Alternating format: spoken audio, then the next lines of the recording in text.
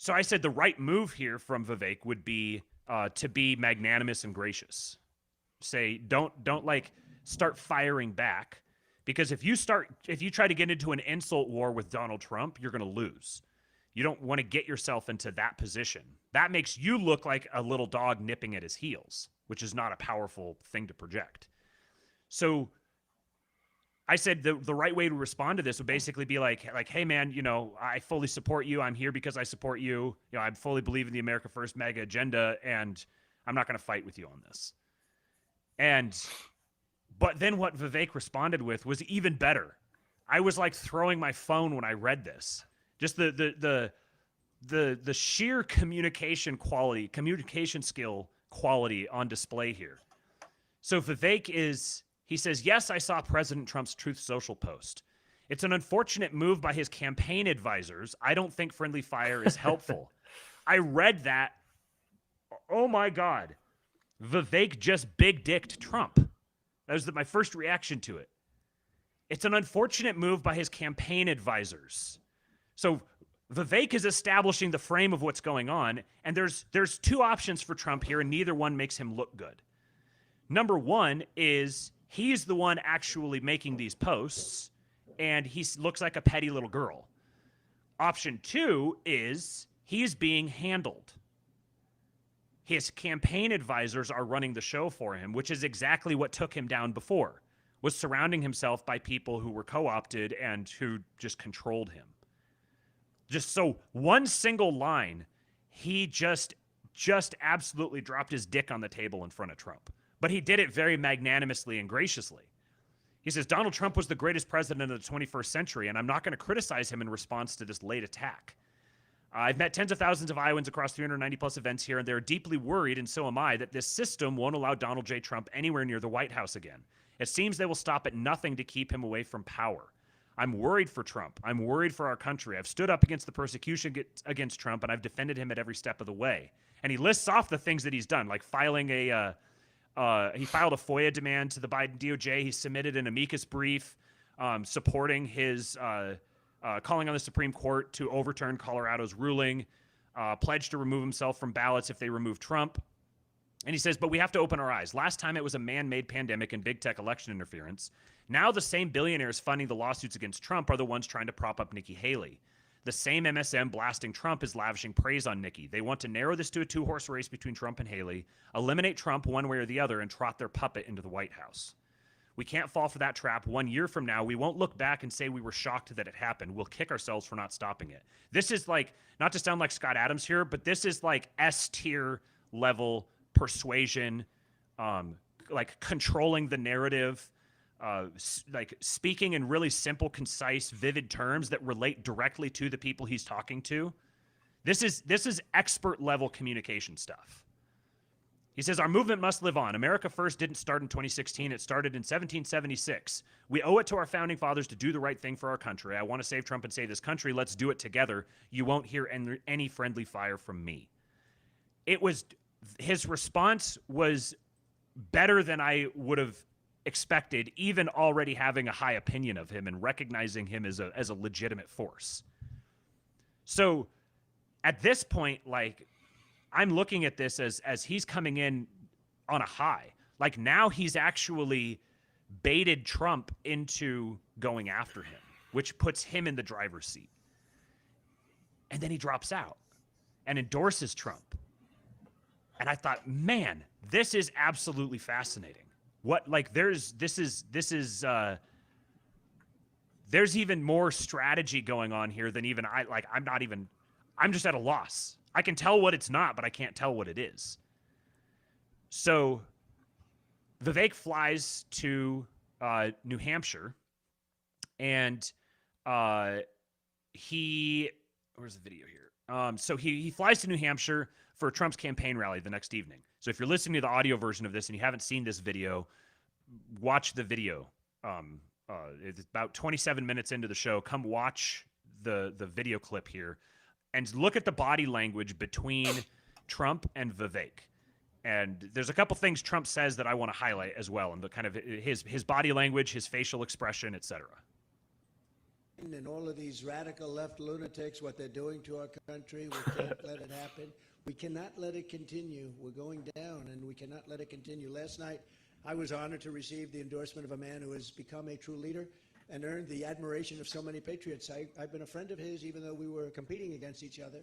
But I was a friend of his, and we got along. And he was saying he's a great president. I kept saying, why is he running? He keeps calling me a great president.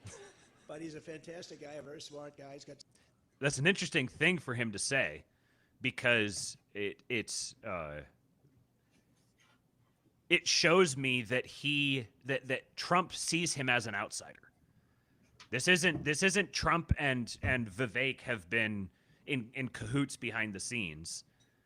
Trump is expressing, and he has a couple other things that allude to this, but Trump is expressing that he genuinely is like, okay, I see you, like I recognize you, I respect you. What the fuck are you doing? Why? Like, read the room. What's happening? Why are you like endorsing me and like throwing all this praise at me and doing it in a way that I totally can't go after you for anything? But like, stop running against me. You're throwing a stick in the spokes. This is kind of his perspective toward him. He's got some tremendous ideas, and he's young, and he's got some young ideas too, and that's a good thing. So he has a big, beautiful, bright future ahead. Vivek Ramaswamy. Come on up, Vivek. All right, now I'm going to slow this down to regular speed here. I love listening to Trump talk. Right. It's like I could just like sleep listening to him. It's just cozy. So watch the body language between these guys. First of all, like, notice how tall Vivek is. I didn't realize he was as tall as he is. But Trump's like 6'3" or 6'4".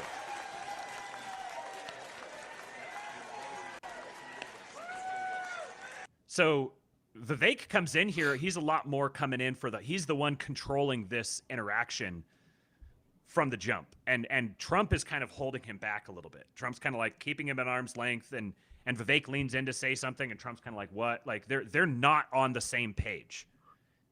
Trump is very uncomfortable with this interaction.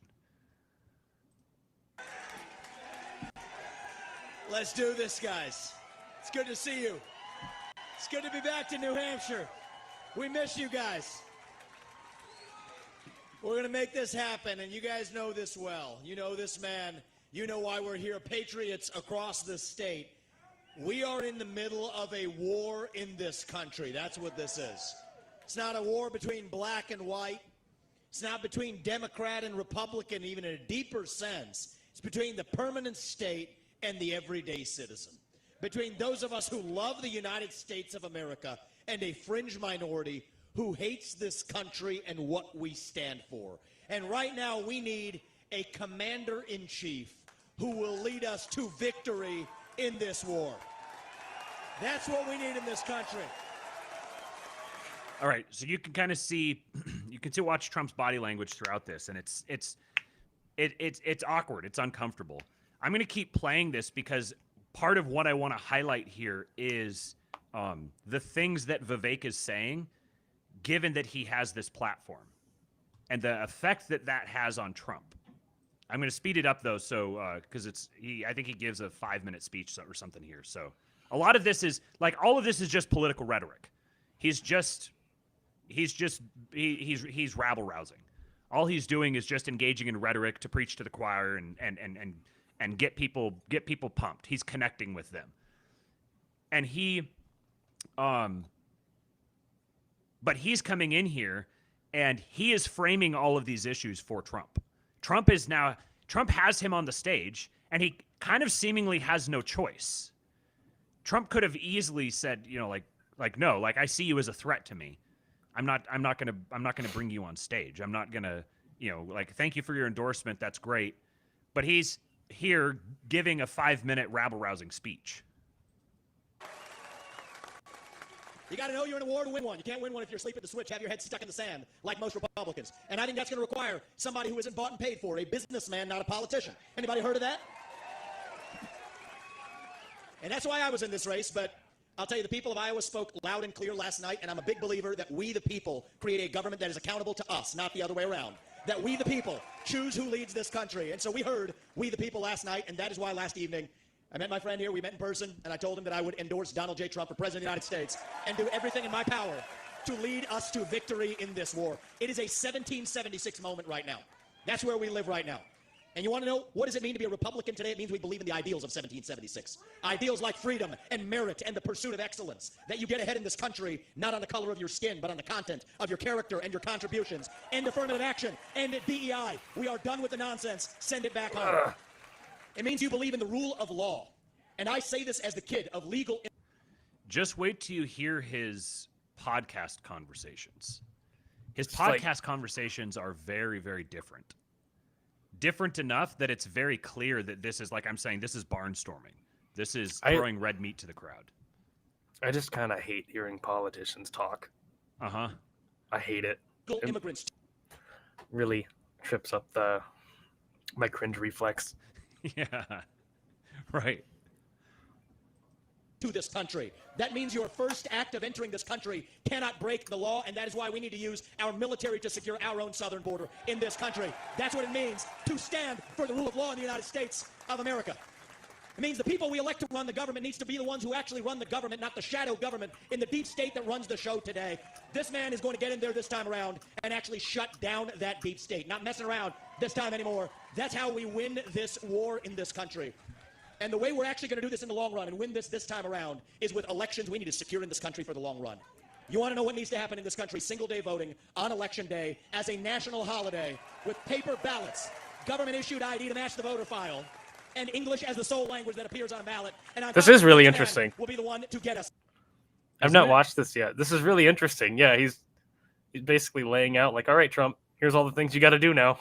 Yes. Yes. He's the one who is, and there's more. Like after we finish the video, then there's more beyond this that he's been doing. But you see how, and Trump is kind of, there's some parts where Trump kind of looks happy, and then there's sometimes where he kind of gives sort of funny faces, and just in general, and then the dynamic they have as he's going off the stage, this to me is Vivek is out alphaing Trump. He's the one who's now framing the conversation for him, but he's doing it in such like he's managing to come off as being very loyal and supportive, but not being like obsequious and brown nosy. So he's relating to Trump as a peer and saying, Trump, here are your priorities. Here are the things that you need to make top priority. Get us there. And this is how we get our country back. Not black or white. It's deeper than that. These are the ideals of the American Revolution. And you know what? We do have some enemies that we need to defeat on the other side, but we have challenges to address in our own party right here at home. So you know what? If you want somebody who's going to foist onto you to use your social media account, you want to use a driver's license to do it, have the right to use the internet, this man's not your man. There's another candidate in this race who'll do that for you. It's Nikki Haley. You want to you want to cut Social Security, you want to cut Medicare, you want to cut veterans benefits. Trump was legitimately amused by that. Again, like, and notice the points, the particular points that he's hitting. Like, use the U.S. military to secure the southern border. This is something that if Trump had, he may have said this in 2020 or 2016. Either way, this is like light everyone's hair on fire, like, national emergency that someone might suggest something like this. And now he's just throwing it out there. But by putting it out there, he's establishing expectations for Trump's voter base. Benefits so we can fork over more money to Ukraine so some kleptocrat can buy a bigger house. Vote for Nikki Haley, not this man right here. But if you want to actually put an agenda that puts Americans first, to say that the moral obligation of your leaders is to the citizens of this country, not another one, there's not a better choice left in this race than this man right here. And that is why I am asking you to do the right thing as New Hampshire and to vote for Donald J. Trump as your next president, because we're not working with a lot of time here. If our kids are in high school before we get this right, we don't have a country left. That's what it means. We've been celebrating our diversity and our differences for so long that we forgot all of the ways that we are the same as Americans, bound by that common set of ideals that set this country into motion. We believe those ideals still exist. This man is going to be your next president to revive them. E pluribus unum, from many, one. And you know how we're doing it? We're doing it by speaking the truth at every step of the way. There are two genders in this country. Period. That is the truth. Fossil fuels are a requirement for human prosperity. Drill, frack, burn coal, embrace nuclear energy. Reverse racism is racism. An open border is not a border. Parents determine the education of their children. The nuclear family is the greatest form of governance known to mankind. Capitalism lifts us up from poverty. There are 3 branches of government in the United States, not 4. And the U.S. Constitution is the strongest and greatest guarantor of freedom in human history. That is the truth. We fight for the truth. We stand up for the truth. That is what won us the American Revolution. That is what reunited us after the Civil War. That is what won us 2 world wars and the Cold War. That is what still gives hope to the free world. And if we can revive that dream over group identity and victimhood and grievance, then nobody in the world, not a nation, not a corporation, not a virus, not China, is going to defeat us. That is what American exceptionalism is all about. That is what we are going to revive to, yes, make America great again. Vote for this man right here in the New Hampshire primary. God bless you and your families, and may God bless our United States of America. Thank you, New Hampshire. It's good to see you guys.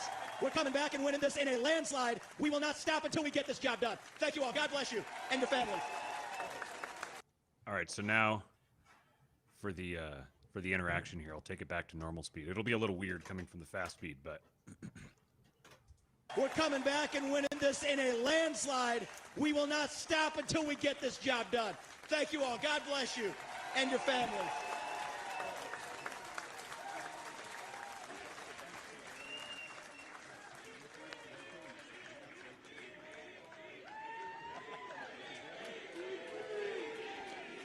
Trump's like, get the fuck off the stage. All right, yeah, go. Thank you. Leave. Thank you. Wow, Fuck off. How was that? Pretty good, right? That was. So before, I just want to play a little bit of Trump's comments. He says a couple kind of interesting things here. But one thing I'll say is, from having listened to now hours of this guy talking, that was not there was no notes with that speech. That was not a like pre-prepared remarks. That's just off the cuff. He came in and just delivered that speech as like someone called him up and said, hey, give a speech about why you're endorsing Trump. And he's like, okay, and just off the cuff gave all of his reasons. This is how he is in podcast interviews, and he's very like rah America 1776, we the people, blah blah blah. He does that in these barnstorming kind of environments because he knows how to get the crowd going. He knows how to. He used the frickin' phrase American exceptionalism. He just drops it. This is American exceptionalism, and you're going to accept it. That's his demeanor. If you played that speech right there for Americans in 2016, for us in 2016, we would have been like, holy shit. Like what in the world has happened in America over the next 8 years for it to get to that point? Even 4 years ago, this would have been a extremely radical speech. Now, in political rhetoric terms, it's still pretty radical, but it's not being received as radical. Get Ryan Isaac off the screen. He's had his I moment. forgot it's still up there.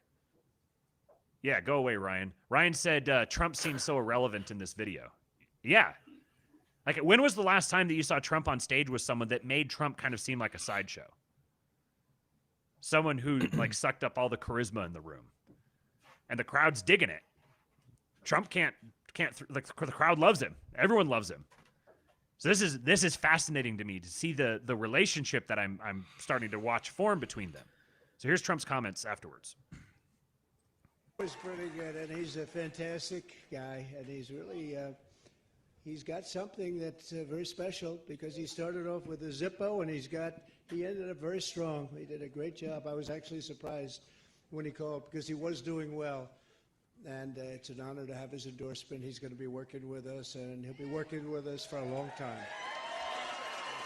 Thank you. So obviously everyone's focused on the, he's going to be working with us for a long time line there. But the line that stuck out to me was that he said, I was surprised when he called because he was doing very well. That seems like one of the great things with Trump is that you can kind of read him pretty well. He sort of doesn't have a filter. Like, that's part of the value of Trump.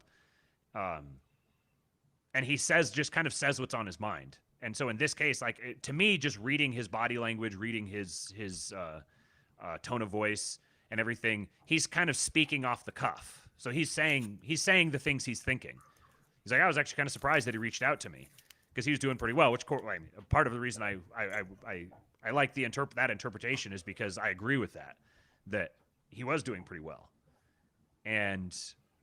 But it's interesting that Trump kind of slips that in there. He sort of just, it seems like he just kind of carelessly says it as he's sort of looking for words to talk his way through and transition into his next thing. But, so it's kind of painting a picture for me of the things that have been going on behind the scenes. He doesn't, Trump doesn't feel as punchy as he did, 8 years ago.